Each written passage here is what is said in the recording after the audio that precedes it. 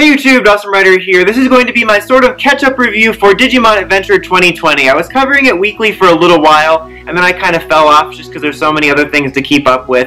And so I left off right around the time Metal Greymon first debuted. So I've caught up through present. This is kind of going to be just like more of a free-form discussion. I'm not going to go through every single arc and thing that's happened since I left off. Just kind of more of a free discussion of my thoughts on the series overall. And then I'll sort of talk about how I might cover it in the future at the end of the video. So overall, I'll say I do find this to be an enjoyable show. I tried not to look at too many reactions or thoughts on it until I caught up, but I've seen some definitely mixed reactions and whatnot. But I think it is an enjoyable and a good show in a lot of ways. I definitely have my problems with it, my problems when it comes to comparing it to the original series. I'm thinking about doing another video, maybe a video when the whole series is over comparing both series, but a video on why I think this should have just been a different Digimon show.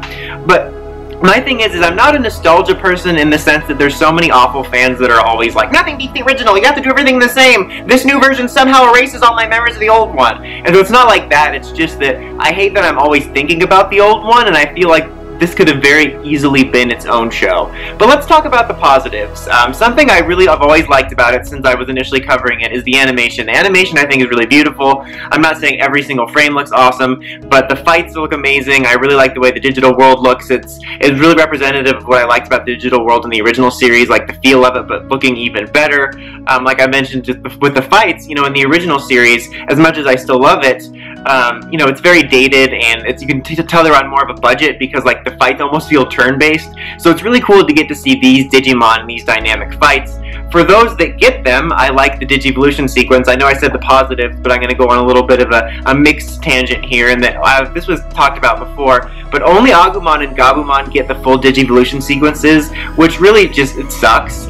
It's not unheard of for the Gogglehead and the cool guy character to get all the focus, but I can't think of any other series where the other Digidestined didn't at least get the Digivolution sequences for the Digivolutions they had, if that makes any sense. Like, in most series, the Gogglehead and whatnot will get special Digivolutions, the other civilians don't, but at least the civilians, or not civilians what I mean, like the non-main characters, but at least when they have a Digivolution, they'll get the sequence for it. And I don't know a lot about animation budgets or everything, but I just think it sucks, especially when they'll be digivolving next to each other, and like Togemon and Kabuterimon will just quickly do it, and then they'll do Agumon's whole sequence. I'm like, no, if they're gonna insta-transform, you insta-transform too.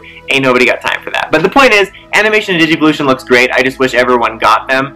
And it especially sucks since Matt's the only other one that gets them, and then there was a long period of time where we didn't see him.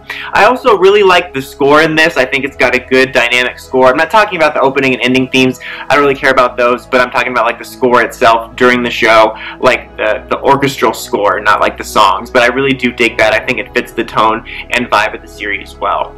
I also do like the serialized pacing. I think it goes a little bit quick at times, and one of my nitpick negatives is I don't feel like we've gotten to know the characters a lot, at least compared to other series, which I'll get to in a second. But I do like the pacing for the most part, where it feels like there's always something happening for the most part. There is this weird little bit of stagnantness. I don't know if that's a word, but I'll get to that in a minute. But what I mean is that I feel like most episodes are valuable. Coming off of AT-Monsters is the last main regular series we watched where I felt like a whole lot of nothing happened, or when they gear up for something to happen, it would happen for an episode and then we go back to nothingness. But at least with this, it feels like most episodes are sort of valuable. And one thing I do like about the reboot of it, it's like a weird mixed feeling nature of it, but is that it makes it very fascinating to watch and see what happens with these familiar aesthetics. Because the first arc was all very familiar, kind of like a reimagining of the Devimon arc, and then starting when we got to the end of that, it started to deviate. And it's interesting to see, I'll admit, like again, very mixed feelings, because part of me thinks they should have just done its own thing.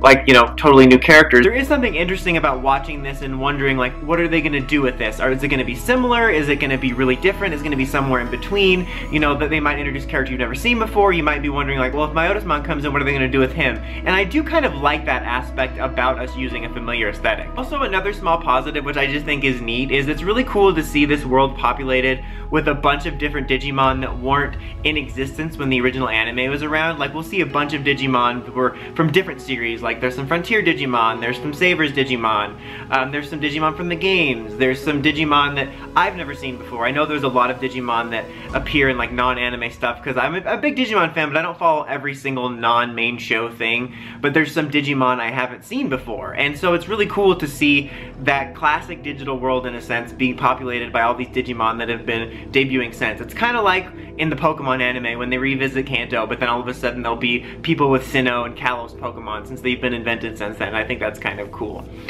Before I forget it too, another neat little tidbit I really liked that was introduced around like the post-Devimon arc was the idea of the enemy Digimon digivolving. Like, Devimon did it, and then they introduced the idea of enemy Digimon doing it. They introduced this idea of the survival of the fittest concept where they'll fight each other to digivolve, and it was not only just a cool concept for this version of the world, but it was cool to see the enemy Digimon digivolve when they're fighting them, since the characters have always been able to do that. I thought that was a cool little bit. So I'm just going to sort of freeform talk about the plot a little bit. So like I said, the first one was kind of this loose adaptation of the Devimon arc, and we headed towards the Holy Digimon, and this is where I get my first mixed aspect, because we did hold off on TK and Kari, because we made them, they've always been more special than the rest of the Digidestined, but in this one, they kind of hone in on it and make more of a concrete version of it. But something I was a little bit disappointed with that was, one thing I looked forward to is I honestly thought it would be cool to have a series where Kari was with them from almost the beginning, since in the previous series she was the 8th child. But then with this, we took a long time to get to TK and Kari, like a long time. Like, I don't mind a slow burn, but it was weird, because like in the original series, you had TK was with the group the whole time. It just took a long time to get to Angemon. This time it just took a long time to get to him, period. And then Kari, it was even longer, and I was a little bit disappointed by that. That's much more of a personal thing. That might not bother some people, but I thought we had the opportunity to do something different here and have Kari there from the beginning, and I was disappointed by that, even though I liked some of the story elements. Same thing with the twist about Gatomon and Dark Knightmon. I mean, first of all, it was cool to have Dark Knightmon in there as part of this Devimon Millenniummon story, because that was a Cross Wars Digimon, and it was cool to see it in this context. And I thought the twist was interesting with Gatomon being Dark Knightmon. But again, this is a personal thing. I was a little bit disappointed, because having Gatomon have this dark entry and late entry was just, I felt, retreading on familiar ground.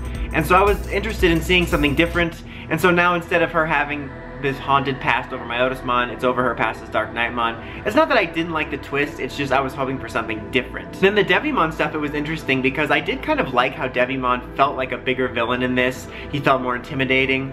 And then that whole arc where we teased Wargreymon and Tai did the Dark Digivolution thing and Devimon like Dark Digivolved, it was weird. I'll be honest, I thought it was really weird. Like, I like that they deviated from it, but those few episodes felt like I just accidentally ingested drugs. It was weird. Yeah, I don't know. I was mixed on that.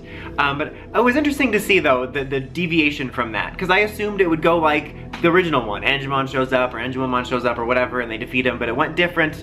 And that's something I do like I said, the twist on what you expect. And then they have a story that's kind of a twist on when they ended up in the real world. They did end up in the real world for a time, but they also had that one where, you know, Tai first ended up in like a fake real world and whatnot, and they all were in this fake real world, and I like that kind of twist on it. Same thing with how they ended up finding out there was a larger digital world. Felt similar to the original series, but different. And I like the Millenniummon thing kind of being the substitute for the final threat of Apocalypmon, but it's just happening way earlier, and I think that's kind of neat. As I mentioned, though, there is a mixed aspect with the plot, though, is that it's really weird, because I mentioned that there's a good pacing and it feels like stuff's always happening and progressing, but at the same time it still feels like we're going for the same goal, and it feels like we haven't achieved it yet, which is just kind of weird. Like, it feels like we're always heading towards the same thing, even though we're always making progress. It's almost like we're stuck in a loop. If that makes any sense, I'm not sure how much sense that makes.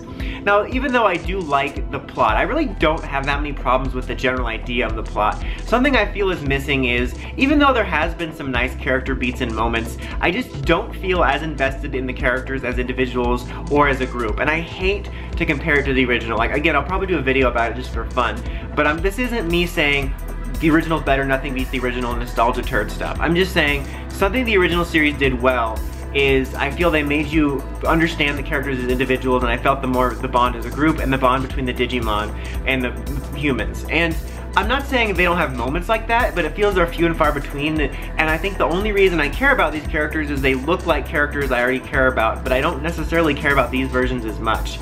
And I think that has to do with the weird way they pace the breaking up. In both series, they have to break up the group a lot because it's a big cast, and that's fine. I understand that. It gets a little repetitive, but it's whatever. But in the original series, you didn't feel like you were spending too much time away from any one character, you know, but in this one, there was this whole period of time where it was like 5-6 episodes maybe, where we didn't see Matt or Joe or Mimi at all. And it's weirdly paced like that, so I feel like I don't get to know these characters as much. I mean, within the first arc of the original, I feel like I knew about Izzy's dealing with finding out he's adopted, Sora's relationship with her mom, Joe's feeling of responsibility to live up to his family, and all this stuff. I feel like I just don't know these characters as well, and we spend so much time away from them, and I feel the pacing of when they separate the characters feels really disjointed, and I think it's missing that. And I'm not saying I want it to be like the original series, because I want them to do things differently, but I think they do need that element. And I guess I'm not just talking about the original series, I'm talking about other Digimon series too. I feel like I've gotten to know the characters better and felt the bond better, and I feel that's a little bit lacking, and it's a little bit plot over character. And then you get to this last handful of episodes when I was catching up, we're almost feeling like more classic Digimon episodes, these filler episodes about various corners of the digital world. And you know, they're not the best episodes, I didn't hate them, but I found the placing to be off. These felt like episodes that were more at home early in the series and the original series, where you're kind of experiencing these weird digital world locations and getting to know the characters. And it feels weird in this one, because then after the setup, we're like, okay, plot, Devimon, back on Earth, Holy Digimon, Millenniummon, and then all of a sudden, boom, random filler. Again, it's not unheard of for Digimon to have filler, but it just feels weird based on what they've already set up. So it's just a bit strange.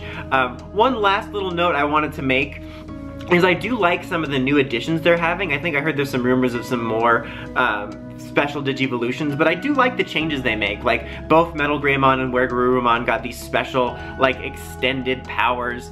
WereGarurumon's being wings is kind of weird, but I liked that. I personally liked that Patamon digivolved to Pegasusmon when it needed to regain its strength. I thought that was cool. That unexpected Blitz Greymon form I thought was also cool, took me totally by surprise. I hope we get more stuff like that. It's weird how long it's taking for us to get the other megas, but we still have, I guess, 20 episodes left based on what they said is going to happen, but I really do like that. And I also want to say, as another small detail, is I do like how balanced the forms are, meaning, like, I feel like I see Greymon and Metal Greymon just as often, and they feel just as useful. Like, usually once they introduce the new forms, the other ones kind of fall by the wayside. Like, you would still see Greymon after Metal Greymon and War Greymon were introduced in the original series, but not as often. And in this one, it still feels like the champion forms are just as valuable, and I like how often they're still all used, just as a small detail. So I guess to sum this up, again, this is a bit of a rambly, sort of overall freeform thoughts. I'd say I find this to be an enjoyable series. I think it's a pretty good show at a pretty good pace, but I think it's missing a little bit of that heart that the original series had, but that other Digimon series had, but we'll see how it goes as it ends. As I said, as far as coverage goes, I plan on maybe doing one other video where I talk about how I think this should have just been its own series. And then as far as coverage for the show goes, I think I'll do videos if anything really significant happens, like if there's a significant new form or plot introduced, I might check in. But otherwise, my next main video will be a series wrap at the end, and possibly a comparison video. But if you guys are keeping up with the New Adventures series, what do you think of it? Which one do you prefer so far, the original or this one? Let me know in the comments as always. Until next time, like, comment, subscribe, and climb the steps and ring that bell so you can notice my videos. Dawson Ryder, signing out.